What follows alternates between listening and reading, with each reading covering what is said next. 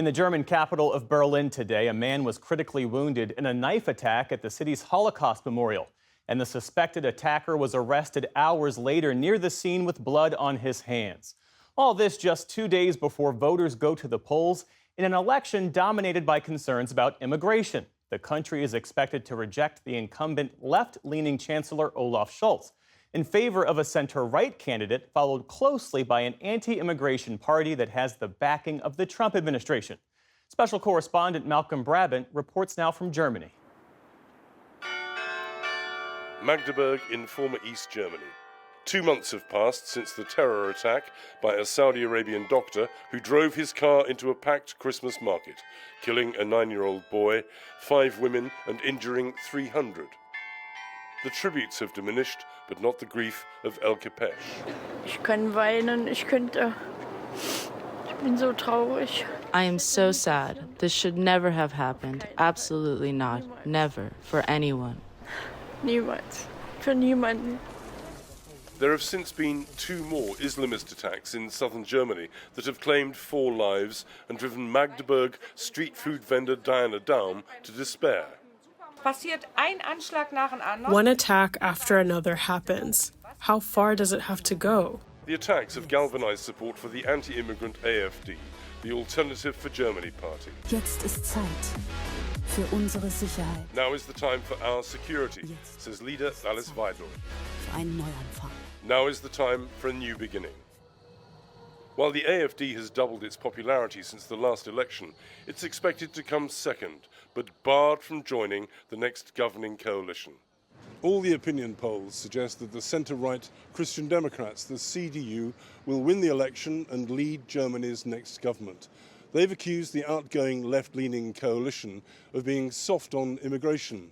The CDU is promising to restore law and order and make the country safe again. Unless there's a major upset, Germany's next Chancellor will be Friedrich Merz, a pro-business lawyer. During a debate with Social Democrat rival Olaf Scholz, Merz warned of the consequences of failing to tackle migration and Germany's flagging economy. Then we will finally slide into right-wing populism, and I am standing here to avoid exactly that. I will only sign a coalition agreement that includes a turnaround on migration and a turnaround on the economy. Scholz, the outgoing Chancellor, also signalled his willingness to get tough on immigration. Perpetrators must be severely punished, and if they've committed such offenses and do not have German citizenship, then they must certainly expect that we will return them to their country of origin. Despite its popular support, the AfD is regarded as beyond the pale by all the mainstream parties, and they've agreed a so-called firewall to keep the far right out of office. But can Merz create a stable coalition government without the support of the AfD? Catherine Kluwer-Ashbrook is a German-American political scientist. If that coalition holds, is strong enough in terms of its majority, then he can absolutely push out and sideline the AfD.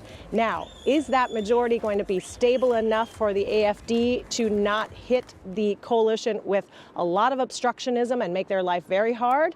Those are what the numbers on Sunday will show. Right now, those numbers are very, very tight. Helped controversially by Elon Musk, who declared his support for the AfD when he interviewed Alice Weidel on X. Only AfD can save Germany.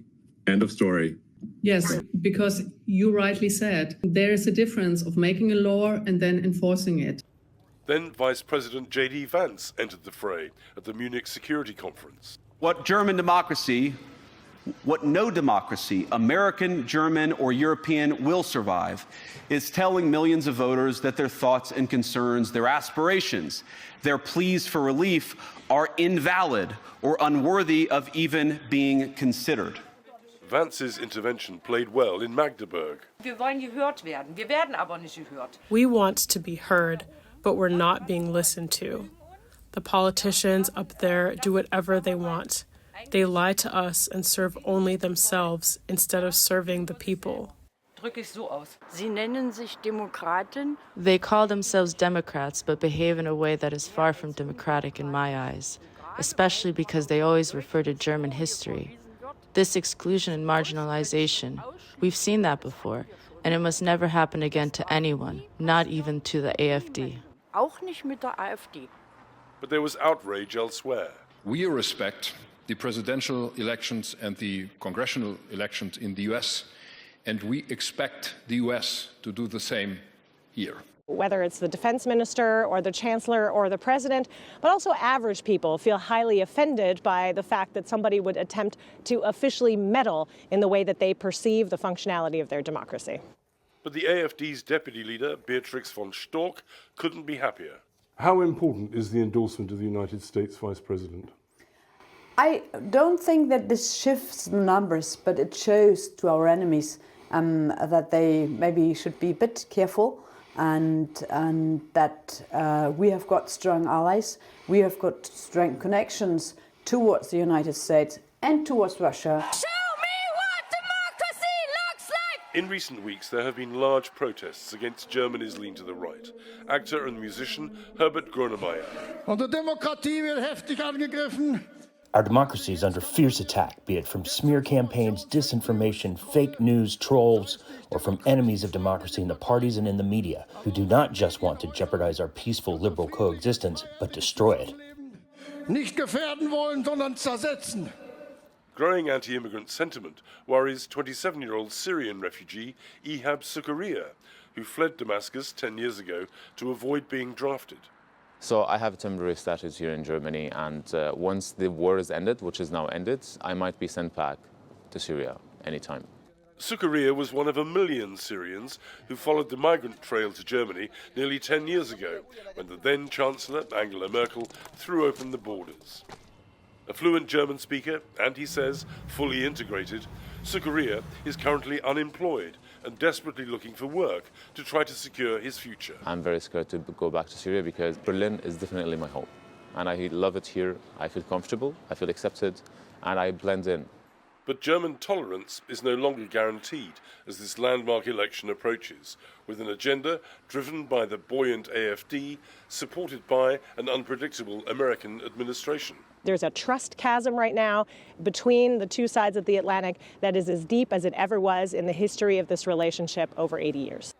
Come Sunday, victory may taste sweet, but given the current climate, it could ultimately be a poisoned chalice. For the PBS News Hour, I'm Malcolm Brabant in Berlin.